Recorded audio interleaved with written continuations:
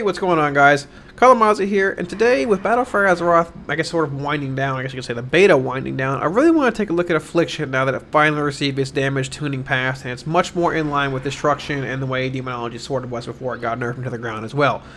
With that being said, I want to take a look at a few different talent builds I feel are good for Mythic Plus and Writhing, depending on certain encounters, whether they're single target based or if you add throughout the fight, as well as what we really lost and gained from Legion heading into Battle for Azeroth.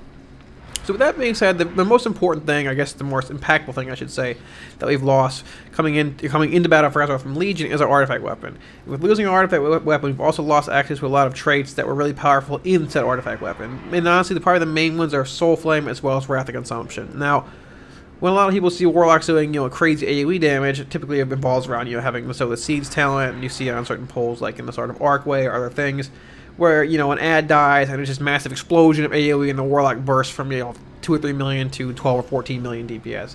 And that's literally just Soul Flame. It's one ad dying, which explodes and splashes to another ad, which dies and explodes, and it keeps splashing to more and more ads, and they eventually all die at once.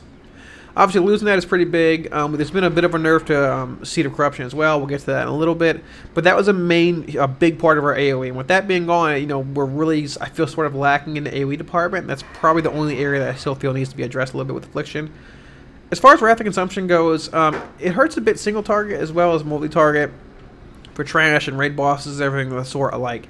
Obviously, there are a decent bit of raid bosses, like Crosis and things of the sort, where if you're able to quickly stack Wrath of Consumption to 5 stacks and focus the boss, I guess with it being pre-nerf, you're able to get 20% bonus damage into the boss, or 10% post-nerf with Reap Souls up and Wrath of Consumption being at 5 stacks. There's a lot of fights that actually have ads present on them in Battle for Azeroth, so it's unfortunate losing that as well. I was hoping it would be a talent, but that's just really not the case. Life Tap is also gone, and this, for better or worse, this is probably a change that's needed to happen for a few expansions.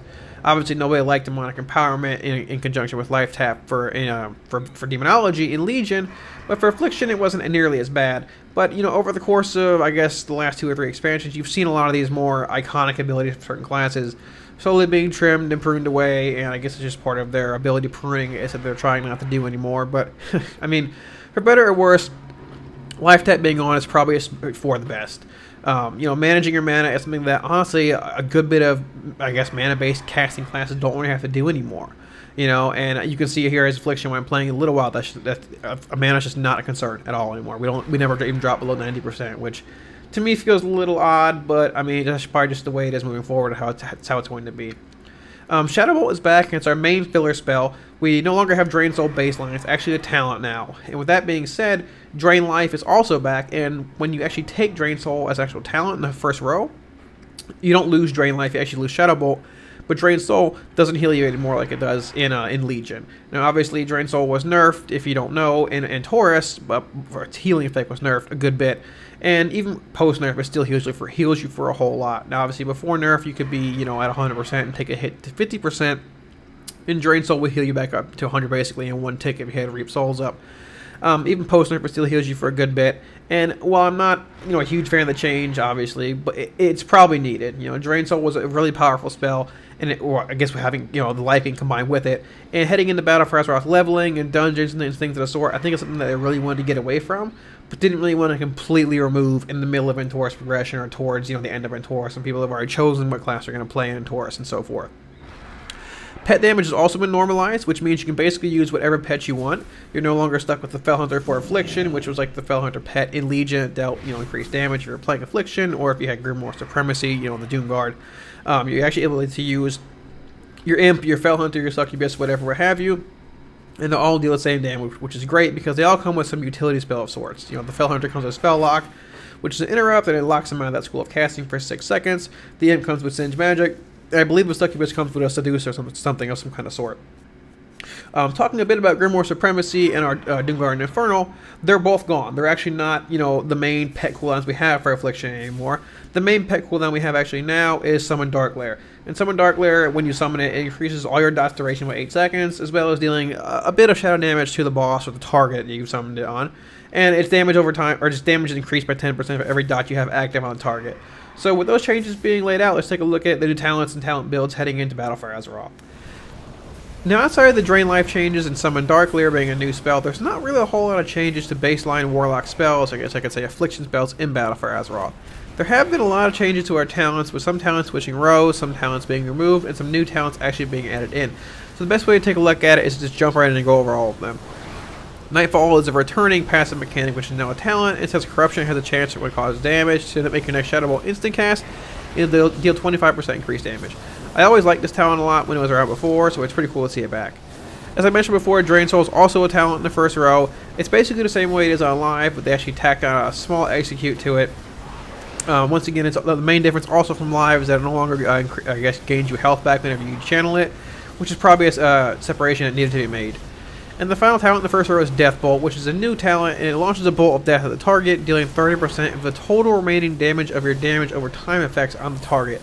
It's an interesting spell. It takes a little bit of timing things and a little bit of getting used to, but I think this is probably going to be the most powerful spell overall out of the first row. Looking at the second row, we have Writhing Agony, which is moved from the first row to the second row. It's the exact same as it is on live servers. It just makes Agony stack to 15 instead of 10. Absolute Corruption is also the same as it is on live servers. It is now permanent and deals 15% increased damage. And Siphon Life is actually removed from the 100 row all the way to the level 30 row. And it also deals the same amount of damage and it has the same effect as it does on live servers. Level 45 row, we have Demon Skin, Burning Rush, and Dark Pact. That's your choice, you know, depending on the boss encounter or whatever you need. Now, level 60, we have Sow the Siege, which is also in the level 60 row on the current live servers. The main difference here is, unfortunately, like I mentioned a little bit before, it's been nerfed a decent bit. It applies one additional seed to the target, or to, I guess, to the nearby target enemies, instead of 2, which is currently what it deals in Legion. I think this is probably a bit of an overcompensated nerf. Just looking at our Soul Flame damage and everything of the sort, I don't think it really was needed. I think a lot of our AoE damage was, you know, just seen as too powerful coming from Soul Flame. And they might have nerfed Seed of Corruption and Sow the Seeds sort of due to that. I feel it was perfectly fine being at 2 seeds, and honestly I feel like it's a pretty useless talent at this point. It really doesn't make Seed of Corruption any more powerful, and honestly, than it currently already is at 1 seed versus 2, so it's not really worth taking for honestly anything, I would say, at this point. Phantom Singularity is the same as on live servers. It's a solid single target dot as well as a decent AoE dot. This is probably my go-to choice of Mythic Plus, both on Fortified and Tyrannical weeks, as it provides a good bit of overlap for both trash and bosses. Vital Tank is a new spell. It deals 12,000 damage over 10 seconds. It has a small snare on it. The unfortunate part here is that it costs a Soul Shard. For costing a Soul Shard, I feel like it doesn't deal enough damage, or I feel like the best way to change the spell and make it more impactful and powerful is either to remove the Soul Shard cost, maybe increase the cooldown duration on it a bit, even though it is only 20 seconds versus 45 random Singularity, or somehow, you know, it just increase the damage on it. Maybe just remove the snare and increase the damage to like 16,000 damage over 10 seconds.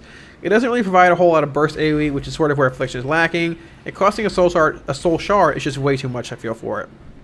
We have Dark Fury in the level 75 row, which reduces the cost of the cooldown of Shadow Fury by 15 seconds. We also have Mortal Coil, which is the same way it is on live servers, and Demonic Circle. Now, it's going to depend on, I guess, what encounter, if you're in a raid or Mythic Plus, which talent you take here. But the main thing with Demonic Circle is that it's the same effective ability from live servers. But the thing is, in BFA, it's been split from 1 spell, as it is currently in Legion, back to 2 spells. Before, I believe, in Warlords of Draenor and past expansions, we had it big 2 spells. One was to summon your Demonic Circle, and the other one, as you can see here, is actually Teleport. And unfortunately, it's back that way. I like the way it was in Legion a whole lot more, just having 1 spell, and you can have a cancel aura, just to simply cancel your Demonic Circle when you need to move it, or something of the sort. So, I mean, I don't really like the change, but I guess it's something we sort of have to deal with. In the level 90 row, we have Shadow's Embrace, which Shadow Bolt applies Shadow Embrace, increasing your damage by 3% to the target. It stacks up to 3 times for 10 seconds. So it's basically a flat 9% damage increase to your target. I want to mention that it also does, when you take the Drain Soul talent here, it also does change to Drain Soul, applies Shadow Embrace every tick. So that's great to see too. Like I said, getting into Haunt. Haunt is basically 1% more of a damage increase dealt to your current target, as well as bringing 4,200 shadow damage over 15 seconds. There's not really a whole lot of difference here between Haunt and Shadow's Embrace. I guess for better or worse, the 1% damage increase over Shadow's Embrace, as well as the 4,200 shadow damage, is probably going to make Haunt the go-to talent for like pure single target stationary boss encounters, which is going to lead to a good bit of dot management and juggling and make the spec a bit more meticulous than it already is. But for better or worse, you know, I think on fights with like barely any movement, you know, Shadow's Embrace is going to be the go-to. As Haunt, if Haunt falls, you end up losing a whole lot of damage versus Shadow Embrace, lasting for a whole 10 seconds and really only taking 1 tick of Drain Soul or 1 Shadow Bolt to refresh the entire 3 stack of Shadow's Embrace. Grimoire Sacrifice has been my go-to talent for Mythic Plus, seeing as the other two really don't apply a whole lot to Mythic Plus outside of boss encounters. Like I mentioned before, the cool thing is with whatever pet you sacrifice, you actually retain the Command Demon ability, unlike how it is currently in Legion, which is awesome. It's one of the reasons I feel why Grimoire Sacrifice, in addition to it being at just a lower power level as the other talents in the row, isn't really used a whole lot in Legion. You know, losing our spell lock from our Fell Hunter if we sacrifice it, or, you know, our Sage of Magic from the Imp, whatever have you, is a big loss. Now, we do run Grimoire Supremacy pretty much, and we have, you know, Imp Infernal's AoE stun or the Doomguard's interrupt, but seeing this back and seeing that we retain the Command Demon ability is awesome and a great plus for this actual talent. In the level 100 row, we have Soul Conduit, Creeping Death, and Dark Soul Misery. Soul Conduit, I believe, is 20% on live servers. It might not be. You quote me if I'm wrong there. I haven't used it in a while. But I just feel like 15% is not as much, not really where you want to be. I've tested with a decent bit. It's been okay in Mythic Plus, but I felt like it's just not very impactful, and sometimes you get a bad string of RNG, and it's basically a dead talent in the last row, which is really not something you want. Creeping Death is pretty much literally the same as our Hood of Eternal Disdain is, our legendary hood on live servers, just for Agony, Corruption, and Siphon Lamp, and Unstable Affliction. It makes all your damage, all your dots deal their full damage 15% faster, basically take 15% faster. One thing I have found here is that it becomes a bit hard to manage in Mythic Plus if you're not taking Absolute Corruption, you know, to manage your Agonies and or other dots on multiple targets at once. You know, tab targeting through them becomes a little bit of a headache and a little bit inconvenient. Dark Soul Misery is your final talent here. It's your Soul Harvest replacement of sorts, even though it's in the level 100 row, and Soul Harvest was in the level 60 row, where Vile Taint currently is. It's on a 2-minute cooldown and infuses your soul with the misery of fallen foes, increasing your haste by 30% for 20 seconds. One thing I do need to mention here as well, the Dark Soul Misery, unfortunately, is still on the global cooldown, and it does still, unfortunately, feel terrible. It feels really awkward standing there for an actual second, not doing anything after you cast your main cooldown. But with that being said, I feel this is going to be the main go-to talent for single target boss encounters, and, you know, obviously even some with a little bit of ads and things present. For Mythic Plus, I think it's going to be interesting to see which talent in the level 100 row ends up being the most powerful. I think Soul Conduit will end up being that talent, but it could very well be Creeping Death.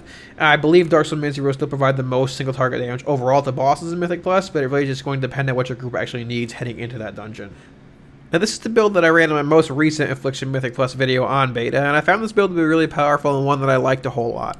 As I mentioned, Drain Soul is pretty much going to be the go-to talent for dungeons and raid bosses with ads and things of the sort. It's being able to snipe shards off of dying ads and turn them into Unstable Afflictions or Seed of Corruption is going to be really powerful for ads and trash and things of the sort.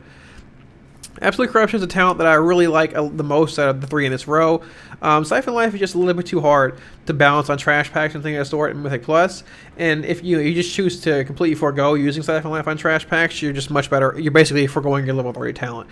I found trying to balance rather than Agony, Corruption, and Siphon Life on even 3 to 4 targets is just too much with the low haste levels we have in conjunction with a longer CD and things of the sort. And that's not even mentioning if you're running the Creeping Death talent in the final row. I found Absolute Corruption's damage just to honestly be a little bit better than rather than Agony as well. And having it be permanent, like as I also mentioned, as well as dealing 15% increased damage, really makes it a whole lot easier to manage your Agony stacks, as well as throw in a few Unstable Afflictions or Seed of Corruption depending on how many mobs are actually present. In the level 60 row, Phantom Singularity is a talent that I've taken. As I mentioned, so the Siege is really just sort of useless in its current state. It really doesn't do anything else. Its damage is just too low really to matter with 2 seeds. Phantom Singularity is really nice for single target encounters as well as AoE trash encounters in Mythic Plus, as it does provide a little bit of AoE as well as a solid single target dot for single target encounters, and it's also another dot that you can add without costing a Soul Shard for Summon Dark Lair to further ramp up his damage. Vile Taint, you know, the snare is nice, and the sort of the semi-decent burstish AoE is okay, but unfortunately, as I mentioned before, it costs a Soul Shard. Even though its duration, or its cooldown is less than half of Phantom Singularity, it's just not worth it overall. It's not going to be a spell you ever use on a boss in Mythic Plus, unless you're trying to slow some ads, some sort that aren't actually immune on a boss encounter, and just the Soul Shard cost on it is just too much, I feel. 75 row, Dark Fury or Demonic Circle are really going to depend on what your group needs and things of the sort. I found having Shadow Fury's cooldown be reduced by 15 seconds is a whole lot more powerful than just having a Demonic Circle used every once in a while. In the level 90 row, unfortunately Haunt and Shadow's Embrace really don't do a whole lot in Mythic Plus outside of boss encounters and things of the sort. You're not going to be tab targeting Drain Soul on 3 to 4 different ads trying to maintain 1, 2, or 3 stacks of Shadowy Embrace across all of them. And having Haunt active on one target, you know, with your Agony Corruption, while 3 or 4 other targets really just sort of being neglected a bit, really is not worthwhile. Grimoire Sacrifice provides a good bit of damage, a good bit of passive damage as well to your target, the other targets around that as well, depending on how often it procs, and what targets you're hitting, and how many I have active. So that's really what I liked.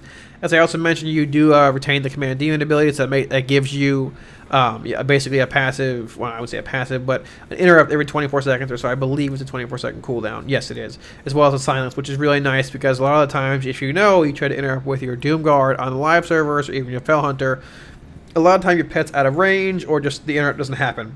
So it's nice to have that reliable cooldown locked into your actual character. In the level 100 row, the choice is Soul Conduit I've made over Creeping Death and Dark Soul Misery. I do want to mention that I feel Dark Soul Misery could be the pick here. I haven't experimented with it enough, I feel, to really get the 100% solidified what I feel is the best talent in this row. I do feel that Dark Soul Misery is going to provide a decent bit more damage on single target encounters and boss encounters, so it could be especially important on tyrannical weeks. I feel its damage on trash packs is probably going to be pretty good as well. Creeping Death I felt was... It was okay. I've only tested with it once. Unfortunately, it was absolute corruption, and I felt managing both your agonies and your corruptions on 4 to 5 targets, even with Seed of Corruption, just became a little bit too much with our low haste levels and the GCD being longer and things of the sort. And I really felt that Soul Conduit, which is a good way to go. You can refund multiple shards when you're spamming Seed of Corruption, or even heading into boss encounters, you can refund 1 or 2 shards off of Unstable Affliction and really get a huge Doom Bar right off the start, which is really powerful. Now, if we're talking pure single target encounters here with very little movement, this is the build that I found to be the best for all of them throughout my testing. Deathbolt is just a little bit better than Nightfall in the first row by about 100 or so DPS it seems, and Siphon Life is your pretty much go-to single target talent in the level 30 row. Phantom Singularity is your only single target-ish kind of talent in the level 60 row, and Haunt is better than Shadow Embrace by about 100 or so DPS as well, I found in testing, the level 90 row, and Dark Soul Misery is your go-to talent in level 100 row. It's better than Creeping Death and Soul Conduit from what I found in testing. Now, one thing I do want to mention here that with this build, it's a pretty meticulous rotation. It takes a lot of attention to detail and there's a lot of balancing, as you're balancing, honestly, anywhere from 10 to 11 dots. If you want to take a little bit of a simpler route to it, you could easily just swap out Shadow Embrace for Haunt, effectively removing Haunt from the rotation, and you're going to lose probably about 100 or so DPS from what I found in testing. What I found in testing as well is that Haunt rewards good RNG pulls with shards a decent bit more than actual Shadow Embrace. As far as you want to make the build even more simpler, you could literally take Absolute Corruption in level 30 row, and with this build you're going to lose about 400 or so DPS compared to the first build that I've shown here. But taking Absolute Corruption, obviously removes Siphon Life, as well basically removing Corruption is you have to just toss it up once at the beginning of the fight, and basically just makes you, all you have to do is balance your Agony, and Haunt is gone as well. Like I said, you're going to lose about 400 to 500 DPS for this build, so I don't really recommend it, but if you're not focusing just, high-end rating or things of the sort where you're trying to pump as much DPS as humanly possible, that could easily be a route you want to go. Now, as far as this build goes, you're going to see on the opener and everything that it is sort of complicated and relatively meticulous. Normally I use Berserking in my opening as well as a troll, but seeing as a lot of people aren't going to be trolls, I'm going to actually forego that. My opener is going to be Agony into Berserking normally, into Haunt, Siphon Life, Corruption, Dark Soul. Then we're going to apply 2 to 3 Unstable Afflictions depending on our shards, everything, our regeneration over time. Phantom Singularity into Summon Dark Glare, which is going to extend the duration of all our dots. And then finally in the Deathbolt, and then we're just going to maintain, or keep casting Shadow Bolt and maintain our dots and Haunt and everything along the way. Like I said, it seems relatively complicated, but it's not as complicated as it seems. So let's just jump right into it and we can take a look at it. And I'll do my best to announce everything I'm doing. I would hit Haunt into, or Agony into Berserking into Haunt, Siphon Life, Corruption, Dark Soul. We do 3 Unstable Afflictions here because we have 4 shards generated. Into Phantom Singularity, Summon Dark Glare, and then Deathbolt. And then at this point we're just going to fill with Shadow Bolt until our dots begin to drop. At this point you have a little bit of a window here, Agony or Haunt's dropping here. We're going to refresh Corruption, Siphon Life, and then Agony's falling as well, and we're just going to keep filling with Shadow Bolt. At this point we can actually apply probably 2 Unstable Afflictions to go back up to 4 shards, and the management and everything really becomes a lot more manageable at this point. You're not opening on 10 to 12 different spells, and it's mainly just about keeping up your Haunts, your Corruptions, your Siphon Lives, and your Agonies, while keeping up an Unstable Affliction or 2 while you actually have it available to you. Here we actually have Deathbolt come back up, so we're going to apply 2 to 3 Unstable Afflictions, 3 there because you have a decent bit of shards, and just continue, spamming Shadow Bolt. Haunt's falling here, we're going to refresh that as well. We can actually get a Shadow Bolt in before we reapply Agony here, we're going to do that. One thing you hear is, see, we're actually casting Phantom Singularity again. The main thing here I want to mention is that most of the time, Phantom Singularity and Deathbolt are not going to line up very well cooldown-wise. I tested a little bit with holding Phantom Singularity for Deathbolt and vice versa, but I found honestly it was better to actually use them both independently, individually. As you can see here, Deathbolt's being launched again, and whenever they actually end up lining up, well, we can use them both at the same time, and that's great. Overall, like I said, this has been the spec that I found to survive the most overall DPS, probably by about 400 or 500k, and once it, or 400 or 500 DPS, not K, sorry, we're not in Legion anymore. And once you actually get into the rotation here, it's not as complicated as it seems, or as daunting as it seems. It's really just about, like I said, maintaining your dots, maintaining your haunts, your unstable afflictions, agonies, and everything, and things of the sort, and really just going from there. Now, just to summarize the video here, I think Affliction is in a much better spot than it was before the actual buff it received a few days ago. I think its damage is pretty much on par with Destruction. It might be 200 to 300 DPS below where Destruction is right now, single target, but the spec is a lot more customizable than Destruction is currently, and it offers a whole lot of talents and different configurations you can run from Mythic Plus, raids, depending on if it's a single target boss, a 2-target boss, a multi-target boss. You're going to see a boss like Zul with a million ads running around where Absolute Corruption, and maybe, I'm just saying maybe, Vile Taint or Sow the Seeds might actually even come into play depending on certain strategies. But let's not hold our breath here, okay? Once again, I feel Affliction is really in a really great spot. I feel like the talents it's been given, just the toolkit that it has, even before the buff was really good, and the spec felt really good. It needed a damage buff to like amplify the spec even further, and thankfully it got that. I feel like tuning-wise, the aura percentage increase that we got is pretty accurate. So I would imagine this is probably going to be almost the final iteration that we head into Battle for Azeroth for Affliction. But there's still a few weeks left in beta and everything before it actually goes down. So who knows? Just keep your eyes out and see if there's any more changes. I did want to touch on Azerite trait speed here as well, but in the most recent build, a lot of them were actually changed, so I figure I'm just going to save that for whenever they're actually finalized at the end of the beta for every spec. We'll just make a video on that then. If you guys actually want to get this weak aura that I have on screen here as well, I have a link to it in the description below to a paste bin. They were all made by Affinar. He made weak auras for almost every class in Battle for Azeroth, and they're all currently functioning on beta. If you guys also want to enter my free 30 days of WoW Game Time giveaway, I have a link to that in the description below as well. It ends on July 4th, and I should contact the winner within 48 hours or so. So if you're watching this before July 4th, check in the description below if you want to enter that. Once again, guys, I just want to thank you all so much for the support over the past few months and the growth of the channel. It's been absolutely amazing. If you guys want to see more WoW and BFA content, remember to smash those like, share, and subscribe buttons. Your support really helps. Thanks so much, guys, and I'll see y'all pretty soon in Battle for Azeroth. Peace.